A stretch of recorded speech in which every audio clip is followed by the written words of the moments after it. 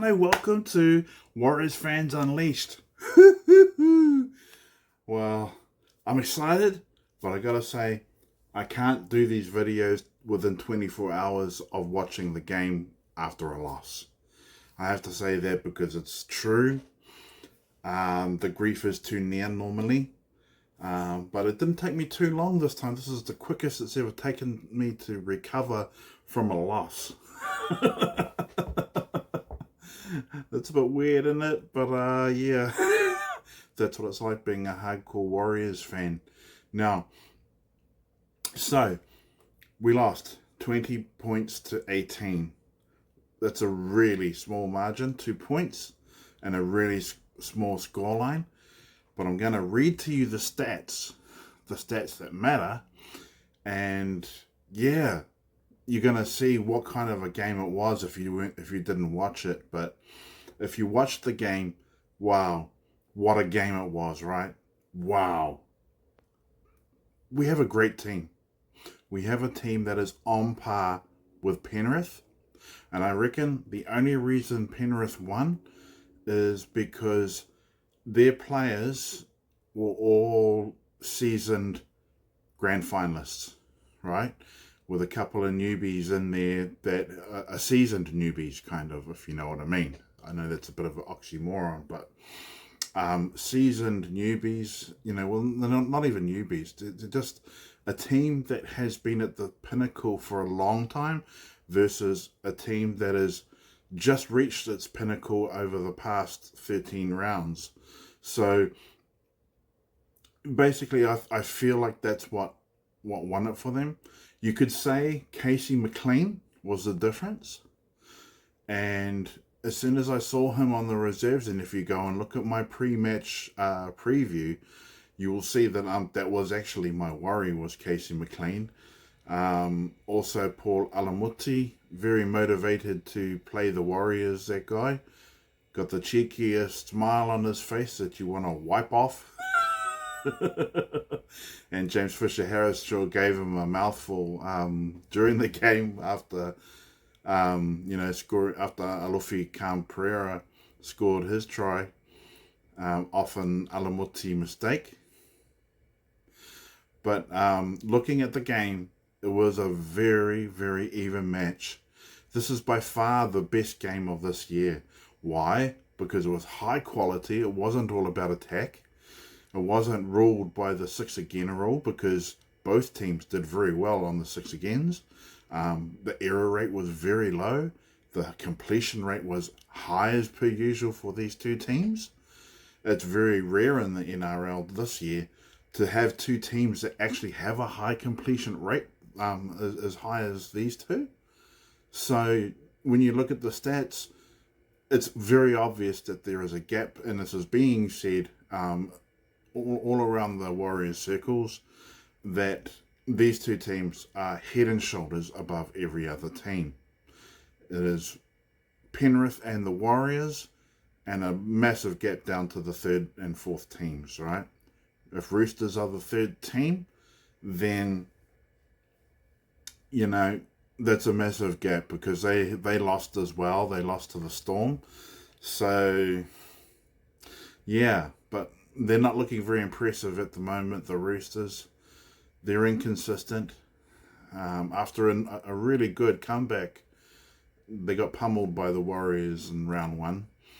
So this, they made a really good comeback. It went on a good winning streak, but that has ended, and they look somewhat stale at the moment. Or maybe that's the wrong description, but they look like they don't have a lot of imagination. Anyway, that's the Roosters. But 1 and 2, Panthers versus Warriors. Let's go through the stats, and that's going to illustrate very well. It's not often that statistics so well illustrate the equality of two teams, or the equal quality of two teams. But let's have a look at the stats. Right.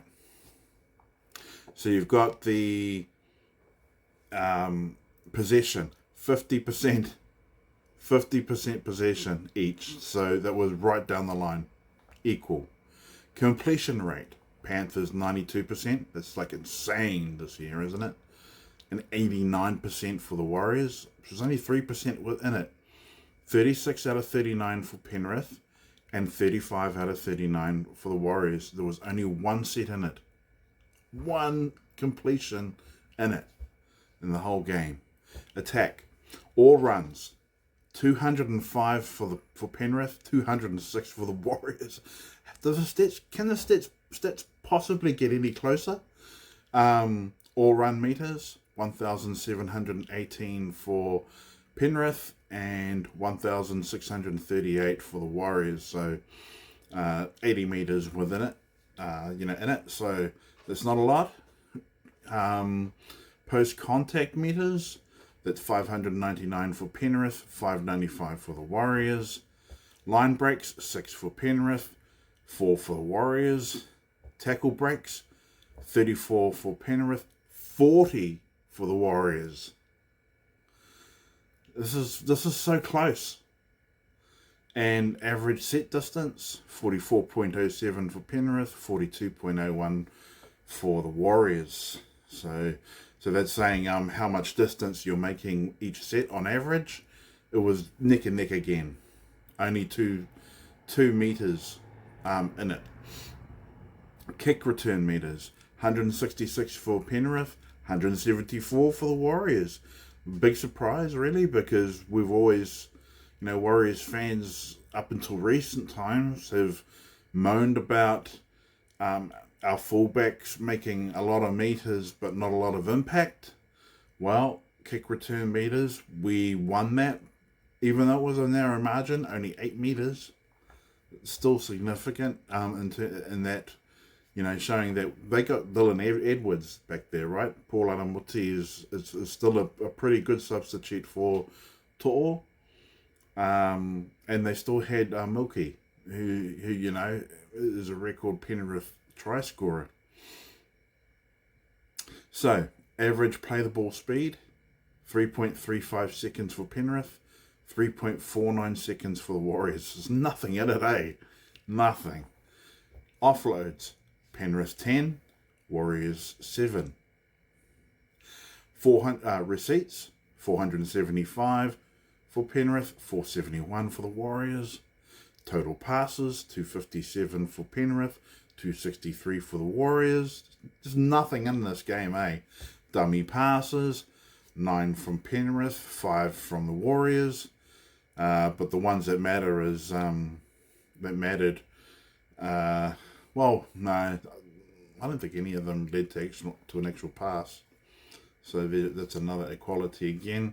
Kicking, 24 from Penrith, 22 from the Warriors. The stats are just so close, it's just really uncanny. Kicking meters, 705 from Penrith, 695 from the Warriors. Again, nothing in it. Forced dropouts, 1 from Penrith, 0 from the Warriors, so very low. Kick defusal, 53% from Penrith, 60% from Warriors. So you could say that that miss from Alamuti, where he misjudged the Chanel Harris-Tavita's kick, that you could say that was the difference in terms of kick defusals, because you had that one where Casey McLean scored a try from us not defusing a bomb, but then Alamuti couldn't defuse our kick either, so that one actually led to a try. So bombs, 9 Penrith, 8 Warriors. Grubbers, 2 Penrith, 0 Warriors. Here's one. Defence. Effective tackle percentage, 88.19% for Penrith, 88.73% for Warriors. There's nothing in it, eh? It's spit. Tackles made, 381 from Penrith, 378 from the Warriors. Missed tackles, 40 from Penrith, 34 from the Warriors. Ineffective tackles, 11 from Penrith, 14 from the Warriors. and that pretty much reflects one try, right? We'll go on to more details about the game and how we won it, or how we lost it. Here's an amazing one. Negative play, errors. Penrith 8, Warriors 8.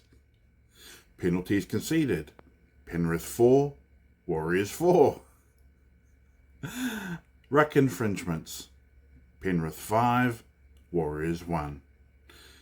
Which is kind of, well, it's not really a surprise because Wade Egan is the man. He's really good at finding out the markers and making sure that the ref sees those markers when they're either not straight or they're, doubling back. They're a bit slow. Inside 10 metres, 0 for Penrith, 2 for the Warriors. On reports, I didn't even see these. I can't remember seeing them. 3 from Penrith and 0 from the Warriors. I don't know if those on reports, or there will probably be Jackson Ford's being forced onto his neck from Lindsay Smith, I think it was. Or Lindsay Smith, sorry, not Lindley.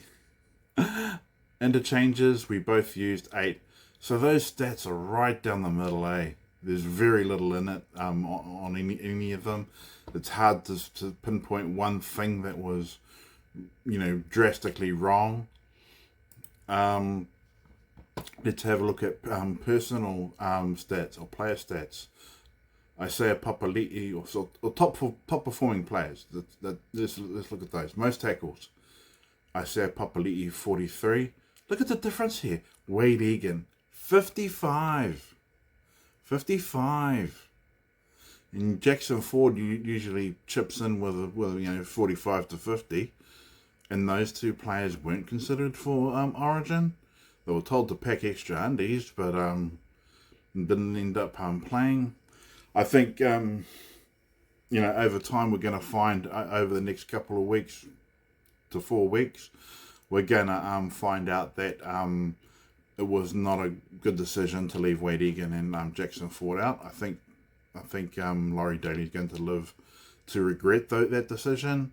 And I think that Teddy also, he has this way of getting, New South Wales have a way of winning a first game, getting carried away with it, and then finding out in game 2 and 3 that those players, a lot of the weaknesses that you could see pre-series actually come out in the second and third one, because the first one is kind of a fluke. Anyway, I sound like a sour Warriors fan. I'm sorry about that. Most run meters. Dylan Edwards, 222. Tane Tuaupiki, 228. And if you'd have said to any Warriors fan, even at the beginning of this year, that Tane Tuaupiki would have more run meters than Dylan Edwards in a game, we would have told you to go to the Looney House. We would have. Most line breaks. Milky Jenkins, 2. Tane Tuaupiki, 1. So that's, sort of indicates what kind of a game Tane Tuaupiki had. He had, I would say, easily his best game in Warriors colours. Most fantasy points. Dylan Edwards, 66. Timaiti Martin, 63. Okay, let's have a look at other stats. Paul Alamuti, 12 points, which consisted of 2 tries, 2 conversions, 4 conversion attempts, so 50% kicking. Unfortunately for Pompey, he got 3 out of 3. He always should have been our quick kicker, eh? And a lot of people have been saying that. Points for the Warriors. You had a try from Tane Tuaupiki. You had 3 conversions from Adam Pompey, a try from Alofi Khan Pereira, and a try from Jacob Laban. Fantastic try for the young men. Jacob Laban, he did make a couple of mistakes, unfortunately, in the game, sort of critical errors. He did a Logan Swan. Okay, let's just put that out there. Let's say it now. If you know, you know. He did a Logan Swan, right? What did he do? He should have passed to the next man. He had numbers of players around him. He was looking for Alofi Pereira on his outside. Didn't see him, so didn't pass. Didn't look both sides because there were 3 other players around him who could have scored that try. That's okay. He's a young man. He'll learn. You know, it's good that he gets this kind of learning in this kind of atmosphere at this time in his life, in his career. So that's all good.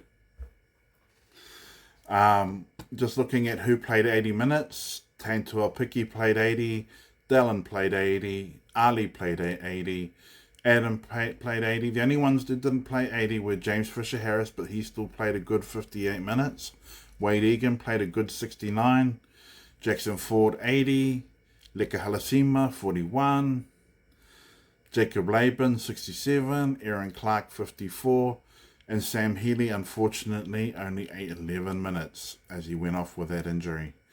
Very sad for Sam Healy. You know, he's really cemented his spot as, you know, number 14 on the Warriors bench. So it was really sad for him.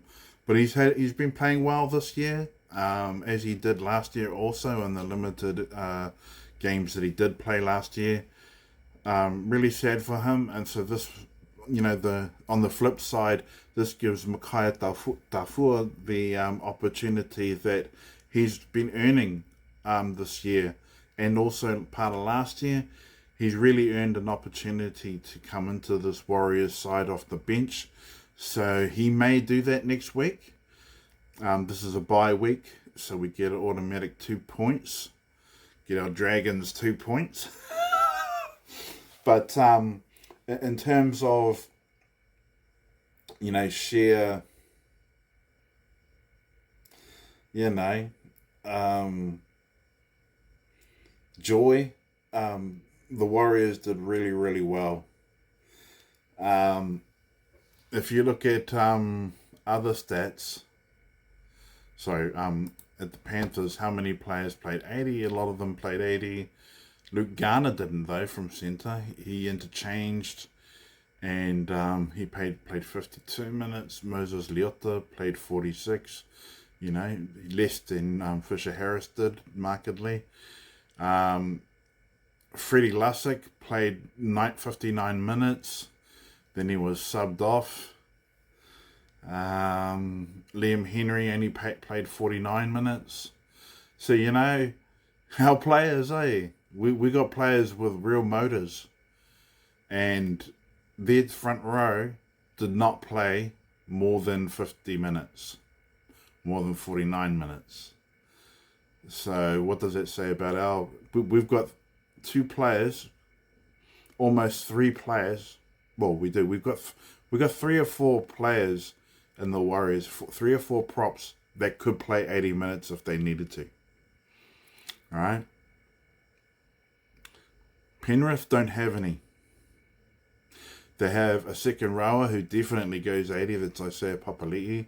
I say pound for pound, Isaiah Papali'i is one of the best second rowers in the NRL. Gives absolute value for money, but also he just doesn't. He gets better as the game goes on. Really good play. He played another good game. Liam Martin, he only played 41. Lindsay Smith only played 67. So, you know, even Scotty Sorensen off the bench, he only played 34, which is actually quite a lot of minutes for him, to be honest. Anyway, let's move away from this. There's not a lot to be learned from that, in my opinion. But we did really well. The game was really down the line. Going back to the Logan Swan moment from Jacob Laban. If anyone remembers that semi-final game against Parramatta, Logan Swan had a man outside him. He would have won the game for us, and we would have gone through to the preliminary final, if he only passed, he didn't even look. He tried to score the glory try for himself and got stopped just before the line. And, the thing about Jacob Laban, you can't blame him. He's a young fella. That's an experience thing. And he'll learn from that. Another person who learnt during the game on the go was Leiataua. I think we all thought at first that Leiataua had been obstructed when Casey McLean scored his first try. It looked far too easy, and Te Maire Martin got taken out by Isaiah Papali'i, but that was more because both of them made the decision to go after Isaiah Papali'i in defence.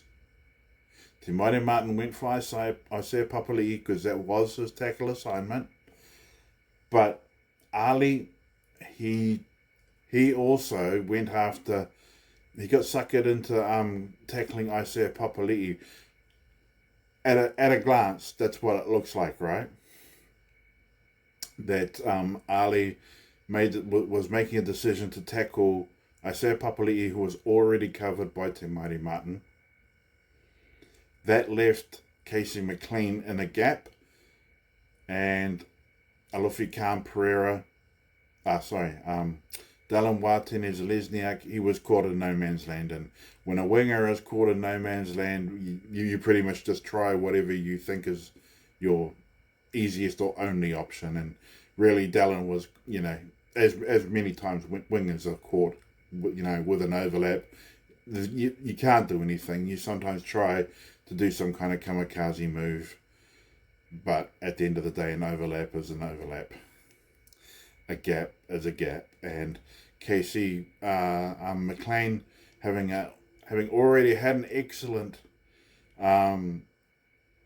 Origin debut, and as I said in my pre-match, I feared Casey McLean, and my fears turned out to be right. Casey McLean was the difference between us winning and losing. I thought Ali Leiataua got better though. He learnt from his lessons. He learnt the lessons from those early mistakes, because it wasn't just that one.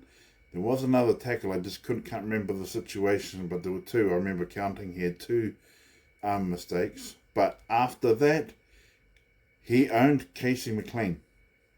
He had him locked up. Casey McLean didn't break out again after that, or at least in the second half. So I thought Ali Leiataua, he also put on two great tackles. One on Casey McLean, and then the other one on Dylan Edwards. He was a beast, and you could see he was in the zone. Really proud of his effort. Apart from the fact that he looked like he scored a try too, but then he got called offside. You've seen many tries actually given after, being apparently offside, and then later on actually being a part of the play. I've never liked the rule myself. It's far too controversial in my opinion, because there's lots of people that are within 15 meters or 10 meters and they don't get called because they don't do anything. But what's the difference between being offside and not getting involved in play, and being offside and getting involved with the play? It's the same infringement, if you think about it. But just because you didn't score or you didn't contribute to scoring, you don't get called, right? So this is where I say the lawmakers haven't thought that one through. Or rather, the way that they think it through is, we'll err on the side of it makes for better TV, or, that sort of decision, a corporate decision. And I just don't agree with that. And I think it's one of those laws I get really frustrated with. You pick and choose when you want to actually apply that rule. And, some refs, it's on a whim. Some of these rules in the NRL, and I'm going to say it because I'm authentic and I say what I mean. Some of these rules in the NRL are just, they leave it open for a referee's interpretation, for their mood, whether they got their period that day. Okay, I'm joking, but there's too much that is subjective, and there are some things that are not subjective that should be subjective. Anyway, that's my little moan about that. But I feel like Dallin Watene-Zelezniak's skill in that try was outstanding, and it's a level that we have not even seen in Dallin before. He jumps up high, grabs the ball out of the air, falls to the ground, and just before falling, he flicks a back pass to Ali Leiataua, who runs over the line and scores, breaking through a tackle. Beautiful try. I don't think refs should be allowed to actually destroy those moments, because how many times over the past 20 odd years have they done that? They've absolutely destroyed tries that would have brought great joy to fans watching the game on either side. But yeah, it's all about the letter of the law, until it's not. Until its origin, where, suddenly you're allowed to put someone into a headlock, which normally in public you would not be allowed to put someone into a headlock, and that would be called assault, but not an origin. This is one of the contradictions in society. Anyway, I digress. So the game was just really close, and I'm not going to complain about the ref. I actually thought the ref did a really great job. He stayed out of it enough. Still the refs, and I know this was training. This is not the refs themselves. They don't want to have a stink game, but the way that the game's structured, it's as if they're instructed at certain parts of the game to make a big point about a particular penalty. And in this game, Gerard Sutton, he made he exaggerated that little scuffle that Dylan Edwards started after we scored from that Paul Alamuti mistake, where Alofi Khan-Pereira seized the ball after the Alamuti completely misjudged the kick. But yeah, Dylan Edwards started that. He should have kept his ball head out of it.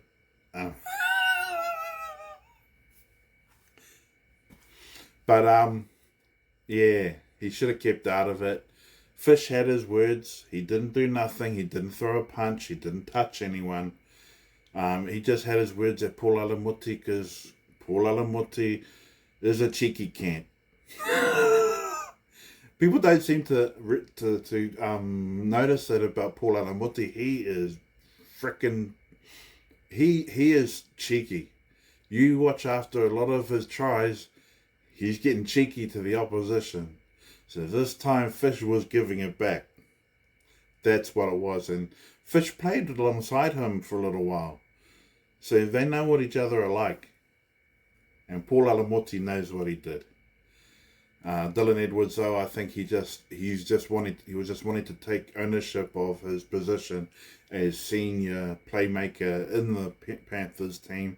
I think he just sort of over-owned that experience, and really, if you're the person taking ownership of the performance of the team, you don't really want to be getting involved in fights or being the instigator of fights. If he gets suspended for that, then that's a good job. Because that's one weakness in his character and in his performance that you can pick on, because he's experienced. He should know better than to go starting a fight over nothing.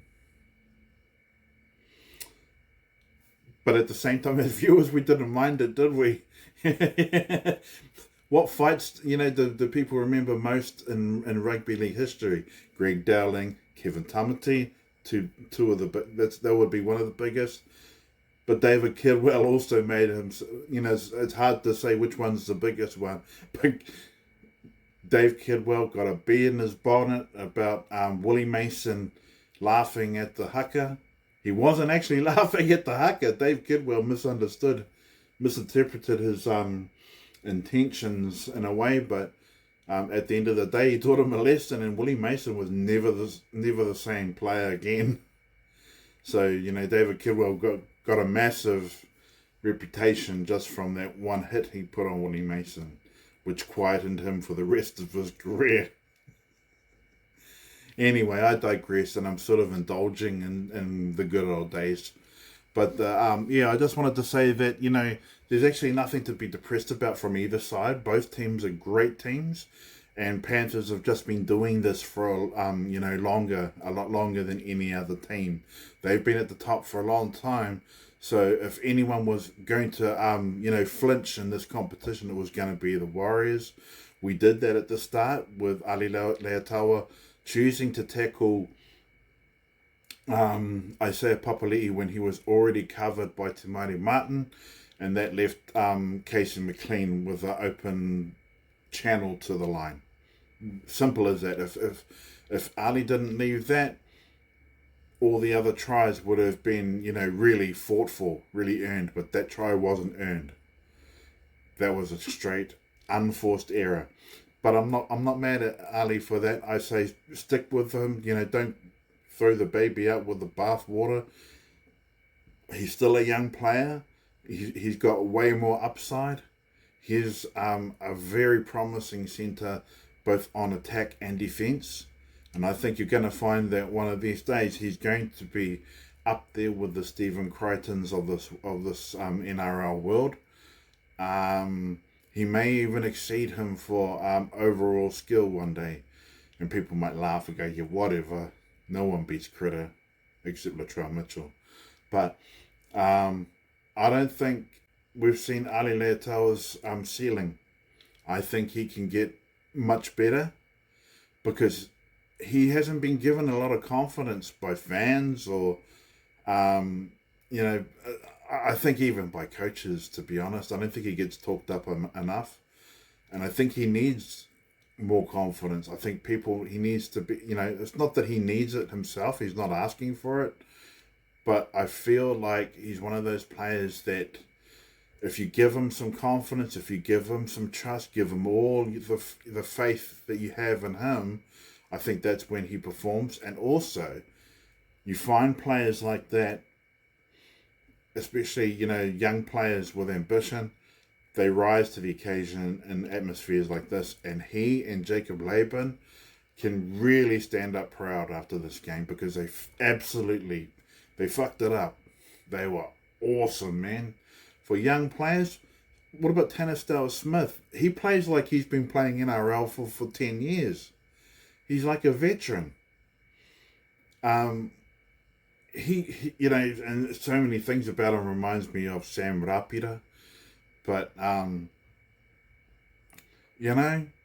he's the ultimate professional as a young fella. And his runs during the game, Tanner Smith, man, wow. He's come a long way since SG Ball, eh? So really proud of him. Halasima was quiet, but he was doing what Kurt Capewar normally does. He was doing that kind of work, the 1%ers. And I think this is where some of us fans have been a little bit annoyed with the usage of Leka Halasima. Some people think, it's such a pride thing to start a game these days. I don't think it is anymore. I don't think that to start the game is all that anymore. How you get used during a game tells you more and informs viewers more of who this player is. And I think Leka Halasima coming off the bench, in the second 20, of the first half, and in the last quarter as well. The second quarter and the fourth quarter. I think if he played those, I think he makes much more impact. I think there's plenty of time for him to become the 80-minute player. He's already an 80-minute player, but the thing is, if you've got a player who provides moments of inspiration, who provide moments of absolute champion quality to be a match winner, you want those players to be fresh for those opportunities, and you need to be able to create them, and you can create them better in minute 20 to 40 and minutes 60 to 80. Those are the times when you can best make an impact, because you've got tiring forwards, right? And Leka Halasima, on any forward that's tiring, he's going to lick them. He's going to absolutely towel them down. So, for me, I definitely would start with Capewaa and Jacob Laban. And I think Demi and Barnett coming off the bench with Leka and Dimitri Vaimaunga. Did I already say that? So you're having Demi, Leka, Sam, and Barnett coming off the bench. I think that's a nightmare for most teams to have to face. That's going to grind you right down. And it's going to really play with tiring defenses. But that's how I see it. And I really think that our team is on the precipice of something extremely special. I think people, we all stood in awe of the Broncos in their golden era and the Storm in their golden era. They seemed unstoppable. Penrith in their golden era. I don't even know if Penrith era will stop. They might stay at the top for a long, long time. But I think the time of the Warrior is now. We now have the ultimate Warriors. I pronounce now, in this very moment, the beginning of Warrior Mania. Otherwise known as War Mania. Nope, it's not Hulk Hogan and Hulkamania. It is War Mania. And you see that in the amount of fans we have around the Oceania. How many fans we have in places like Perth, Brisbane, Melbourne, as well as Bondi. But, I think this is our time. This is, even whether we win the grand final this year or next year, it's very, very close. Very, very close. I would be surprised if we didn't win it this year, and I'd be even more surprised. In fact, I'll be dumbfounded if we didn't win next year. There's just so much momentum in this club, and as long as fans stick with these players and the coach and the CEO and the staff, the owner, stick with it all, and as long as they continue to provide the services, the experiences that they have done so far, making ticketing accessible to the public, not too high a price, then this club will just go from strength to strength. It already is, but it will continue to do so for a very long time. Because another thing that's happening right now is people are fed up with the boringness of rugby. Far too many rules, far too many stoppages, far too much confusion. In a world where TikTok and YouTube Shorts are kings over long-form video these days, people have such a low attention span these days that, stopping and starting for rules during a rugby match and getting confused about the rules, that just turns so many people off. That's why you will always find that Warriors games more than double the spectatorship at a Blues game. It's just a fact, you know. We should just hurry up and get it done. A waterfront stadium for the Warriors, and all the idiots who say no for either cost or for practicality. Please wake up to the 21st century, you dinosaur fossils. We deserve and need a really good looking stadium to reflect the status of the Warriors in the sporting world today. The Warriors are the hottest ticket, and I'm going to say, in all sport right now. People still go on about the All Blacks, but there is nothing hotter than the momentum of the New Zealand Warriors right now.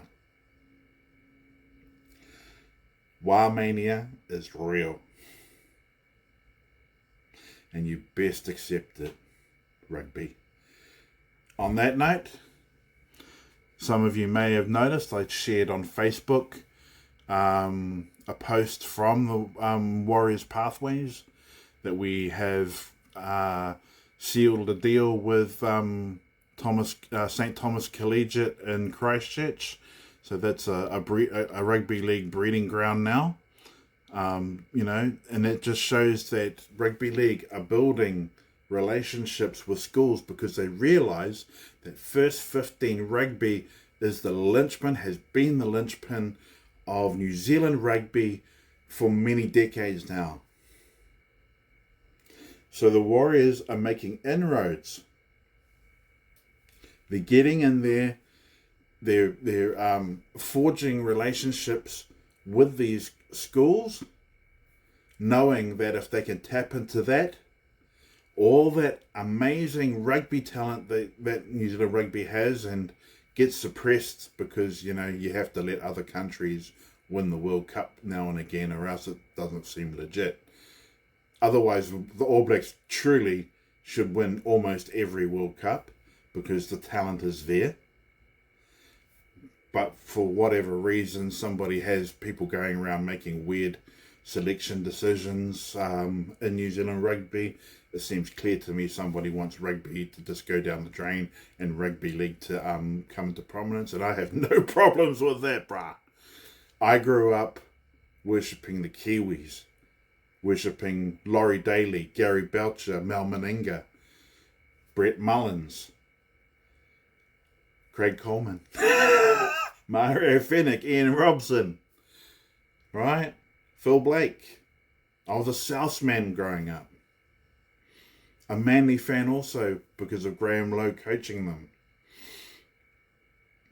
Rugby was not big to me. I got bored of Auckland kicking their way. Grant Fox just kicking Auckland's way to victory every year. Whereas in rugby league, mate, it's all about you, one-on-one, man-on-man. You beat the man either through tackling, dominating them in defence, or dominating them in attack. And that's rugby league. Great game from both teams. I think there's always been a great relationship between Panthers and Warriors. A lot of respect there, especially in recent years. Uncle Ivan coaching the Warriors, then going back to the Panthers. Nathan Cleary having gone to school in New Zealand. Still has ties with mates here, but Warriors fans wanting Nathan and Ivan to come back to over here.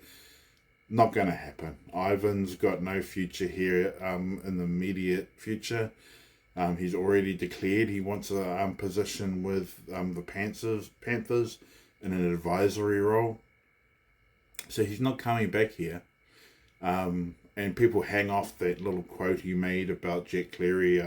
I couldn't coach against any of my sons.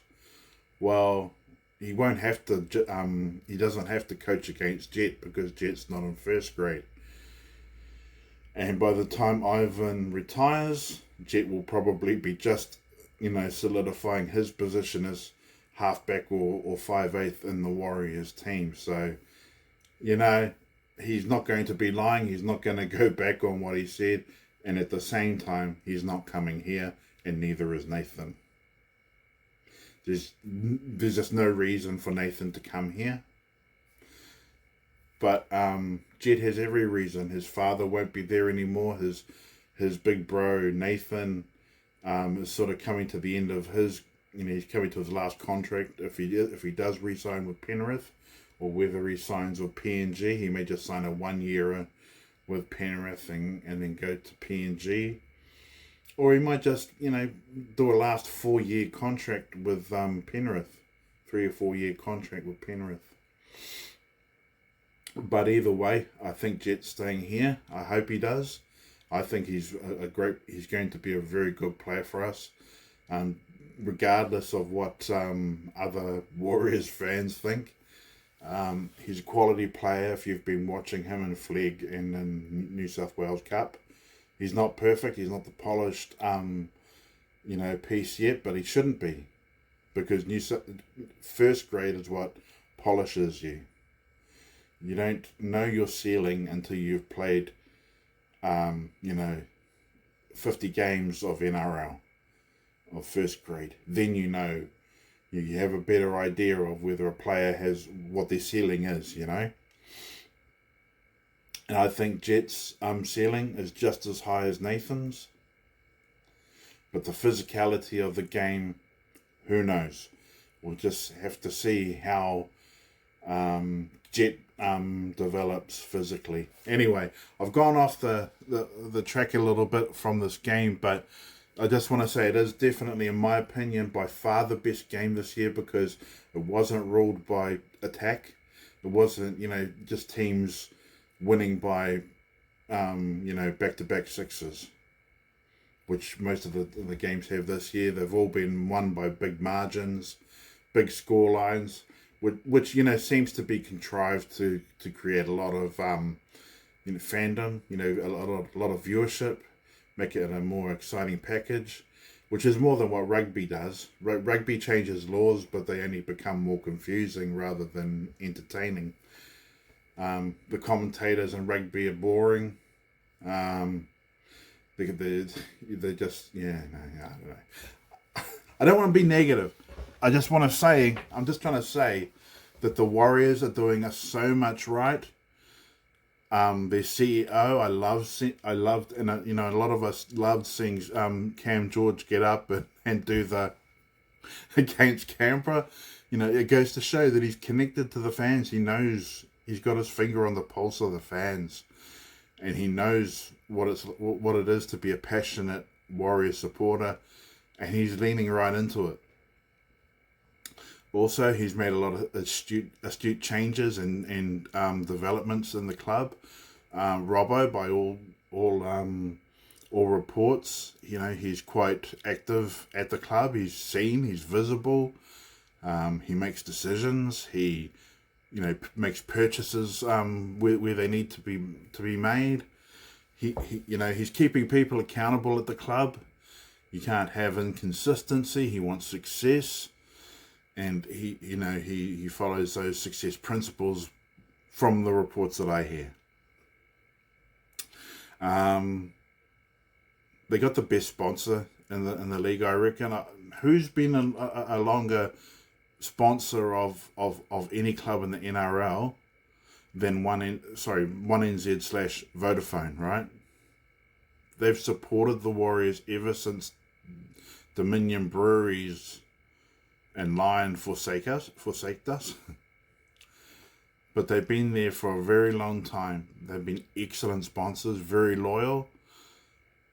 Even in the lowest days of the Warriors, One NZ has been there and stayed through that. They've had the faith. Even the CEO of One NZ, Jason Paris, I've met him myself. Good bloke. Very astute person. And passionate Warriors fan. I mean, just him making comments in the media demanding an investigation into reffing. What club has all this? What club has fans that march through Caxton Street in Brisbane to the game as if it's a home game? Marching, 8,000 people travelled over from New Zealand to Brisbane for Magic Round to cheer on the Warriors. Who has a fandom like that? And it just makes you so proud and happy. The Warriors are now where that we thought they would be right in 1995 when they joined. People thought, oh yeah, they're going to be a success. If you go and listen to Sione Famuina and Ari Lautiti's, their commentaries of back in those days, those fellas weren't even professional. They didn't have a professional attitude. They were whole people. They were not all about footy. So that was a transition in New Zealand from amateur football to professional football, and it actually took us quite a while to admit that we actually had that problem, that there was a lack of professionalism in our organisation, mostly because we were employing players that had an unprofessional attitude. And I'm not dissing the players that were there, because that's all we had at the time. We just didn't have a professional team in New Zealand. And so the Warriors were a trailblazer, and having Ian Robson from Sydney Swans be the chief marketer and promoter of the club at the time, he did a good job of attracting, sponsorship and attention and fans to the club. Our crowds were sold out regularly for the first couple of years, and now we're back to that, and now it's exceeding that, because now there's real excitement, because we have a truly consistent team, a truly professional team that doesn't take us through a roller coaster anymore. This train goes straight. It doesn't go up and down like a roller coaster. And this is the difference between the Warriors 2026 and the new era compared with the Warriors of the 90s and in the early 2000s. We had some great players, but we didn't have a professional attitude in the training, and in the running of the club. It just wasn't professional. Now we have that set up with Webby. I can't say it would be Webby is the catalyst for all this. I would say most likely Robbo and Andrew McFadden.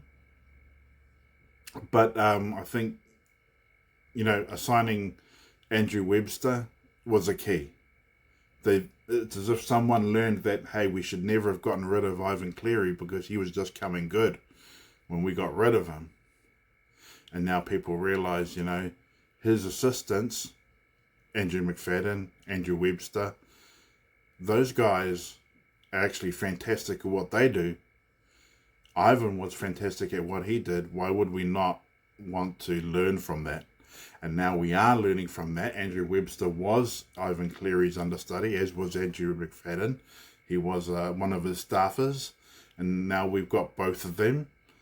And even though, this is Andrew Webster's time to shine, and we've finally learnt our lessons. We've got a pathway from SG Ball to Harold Matthews Cup, to Jersey Flag, to New South Wales Cup, to first grade. And now we've also got a connection between the schools and the Warriors. There are a number of Warriors, young players from Kelston Boys High, where I went to school. We used to be a strong rugby school in Kelston. Graham Henry was the principal during that time. We won the Moeska Cup. We were the team to beat during my era there.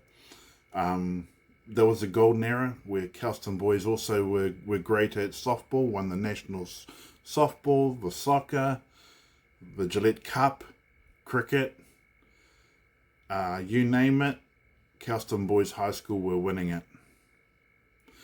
And now you have a good league team. Our league team back then, we were just a hodgepodge of put together first 15 players, third 15 players, and just, good old volunteers. Having said that, Owen Guttenbeil went to Kelston Boys, so did Matt Ruhr. Jared McCracken went to Kelston Boys, Inga Tuigamala. So, Kelston Boys is well represented today also by Hinkley Yucca in the lower grades. There's a few others down there as well. Kids of friends of mine from Kelston even. So, yeah, there's a lot to admire about the Warriors today. They have a pathway from school right up to first grade now. So we have finally the system that we knew that we had, but for some reason no one was actually doing anything about these pathways. So now we are doing something about it. So you can only say cheers Robbo, Mark Robson, and cheers Cameron George. Cheers to the training staff, to the coaches. So I'm looking at David Tangatator, even back to Richie Blackmore, Slade Griffin, and you got to also thank John Eklund. But hey, it's a great franchise now. I think we should have been in Vegas this year, but I don't think the Warriors fans cared because they got too much PTSD from losing to Canberra in Las Vegas. Anyway, whānau, I've talked a lot about footy tonight, and I just want to say I do absolutely believe with all my heart, and I know that the Warriors are now on track to be who we expected and thought they would be back in 1995. We actually have the infrastructure. We have the right people in the right places, and it's a go. I don't even know what the limit of this club is. It could be anything from here. Anyway, whānau, keep the faith. This is our year. Up the waz. No retreat, no surrender.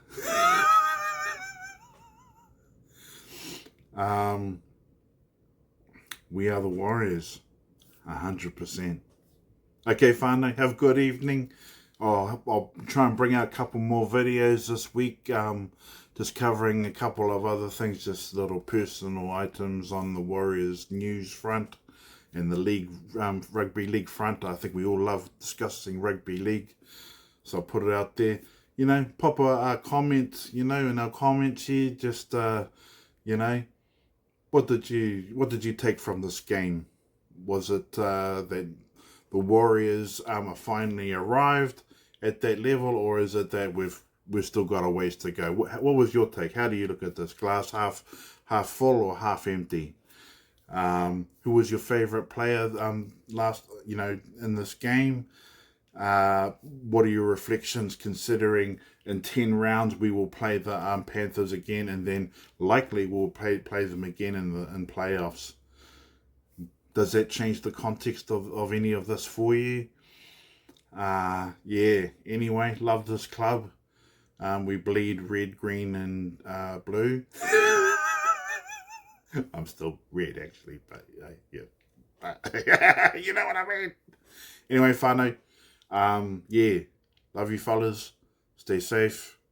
Cheer, cheer. And, yeah, up the Warriors. Cheer.